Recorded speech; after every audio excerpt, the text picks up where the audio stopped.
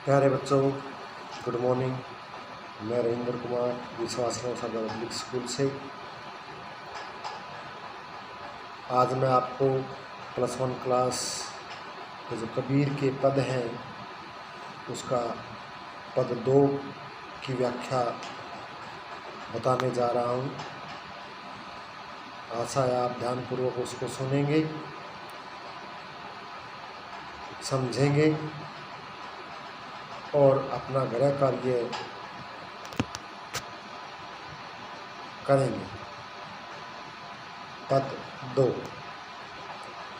संतो देखो जग बोराना, सांच कहूँ तो मारन धावे, झूठे जग पतियाना, नेमी देखा धर्मी देखा, परात करे असनाना, आत्म मारी पखाननी पूजै, उसमें कछु नहीं ज्ञाना, बहुत देखा पीर ओलिया, पढ़े किताब पुराना, कै मुरीद तदबीर बतावें, उनमें उहे जो ज्ञाना,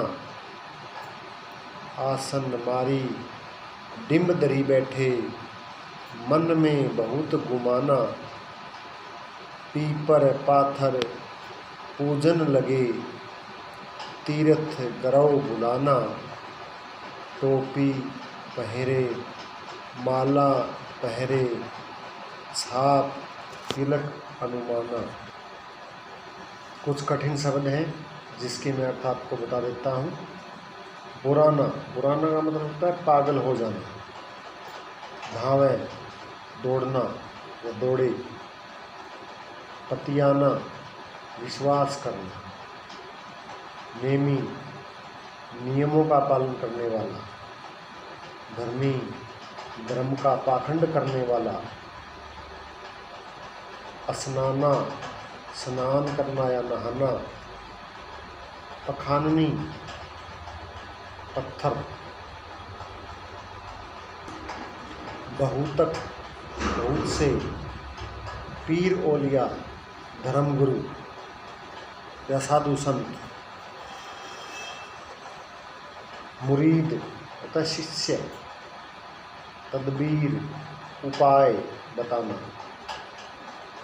आसन मारी ध्यान की मुद्रा में बैठना।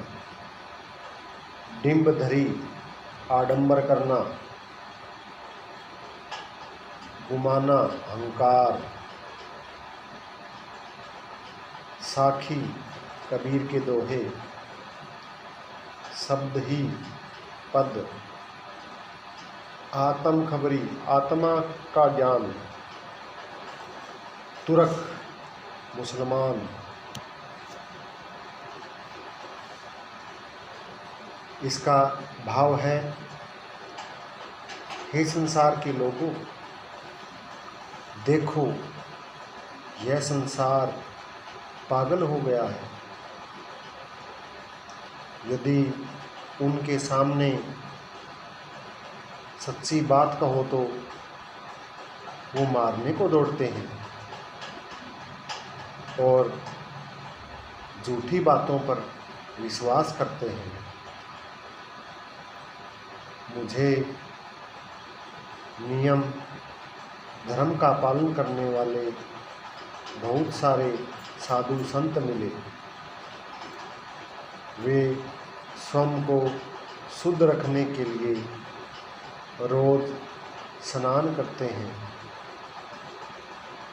किंतु अपने भीतर छिपे परमात्मा को छोड़कर जो व्यर्थ के नियमों व्रतों में उलझ जाता है या इस संसार में फंस जाता है और पत्थरों की पूजा करता है, उसका ज्ञान व्यर्थ और निसार है, जिसका कोई मतलब नहीं है। कबीर हिंदू और मुसलमान दोनों को फटकारते हुए कहते हैं कि मैंने बहुत से पीर और पैगंबर देखे हैं, वे अपने शिष्य बनाकर उन्हें तरह तरह के उपाय बताते हैं। वास्तव में ऐसे पाखंडियों ने खुदा को नहीं पहचाना है। यह तो साधक समाधि की मुद्रा में आसन लगाए बैठे हैं, और जिन्हें साधक होने का मन में अहंकार है, जो पीपल के वृक्ष और मूर्तियों की पूजा करते हैं, तीर्थ और व्रतों का पालन करते हैं, उनके वो तीर्थ स्थानों पर जाते हैं, घूमते हैं और व्रत आदि कर्मकांड करते हैं, वह सब छल और भुलावा है। साधना के नाम पर भटकाव है। उनके गले में पड़ी हुई माला, टोपी, तिलक, छाप आदि को देखकर ही उनके पाखंड का अनुमान लगाया जा सकता है।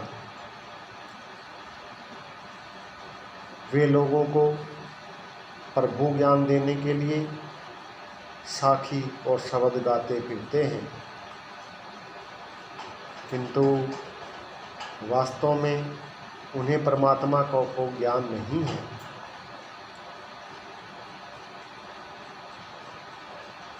इसलिए कबीरदास जी लोगों को कहते हैं कि हे संसार के लोगों, तुम अपने अंदर छिपे हुए परमात्मा को पहचानो, व्यर्थ के ढोंग मत करो, पत्थरों और पीपल की पूजा बंद करो, आप अपने अंतरात्मा की आवाज़ को सुनो और भगवान के बताए हुए रास्ते पर चलो। क्योंकि मनुष्य इस पद के आधार पे, जैसा कबीरदास ने बताया है, कि संसार की मोह माया के जाल में फंसकर भगवान के द्वारा बताए हुए रास्ते को भूल रहा है। वह पाखंड की दुनिया में अपने पांव पसार रहा है, जो धीरे धीरे उसको परमात्मा से अलग कर रहा है। इसी कारण मनुष्य परमात्मा को कभी भी प्राप्त नहीं कर सकता। अगर वह अपनी अंतरात्मा की आवाज़ को पहचाने तो भगवान है, वो उनको आसानी से मिल सकते हैं। इस दूसरे पद का काव्य सौंदर्य कबीरदास जी बाहरी आडंबरों में कभी भी विश्वास नहीं करते थे। वे पूजा पाठ, कर्मकांड, मूर्ति पूजा आदि के घोर विरोधी थे। वे गुरु को परमात्मा से भी ऊंचा मानते हैं, तब भी उन्होंने ढोंगी गुरु पर चोट की है।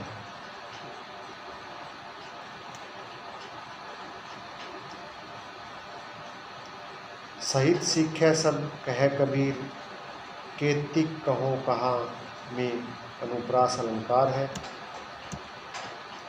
लरी लरी घर घर में, क्योंकि ये शब्द बार बार आ रहे हैं, एक से अधिक बार आए हैं, तो पुनरुक्ति प्रकाश अलंकार है। सदुगड़ी भाषा का प्रयोग किया गया है। इसमें व्यंग्य का कहनापन है। तो प्यारे बच्चों, आप इसको ध्यानपूर्वक सुनें, समझें। और आपके लिए एक आवश्यक सूचना और है कि आपका एक टेस्ट होगा जो स्कूल के द्वारा आपको मैसेज कर दिया जाएगा। उसे आपको अपने घर पर मोबाइल, लैपटॉप या टैबलेट से आपको उसके आंसर देने हैं, जिसके नंबर स्कूल खुलने के बाद या उसी समय कंप्यूटर में फीड हो जाएंगे। जितने आपके प्रश्न ठीक होंगे, ये ऑब्जेक्टिव टाइप एक टेस्ट होगा। जो आपको हर हालत में करना है, ताकि आपके जो नंबर हैं वो आगे जुड़ सकें। धन्यवाद।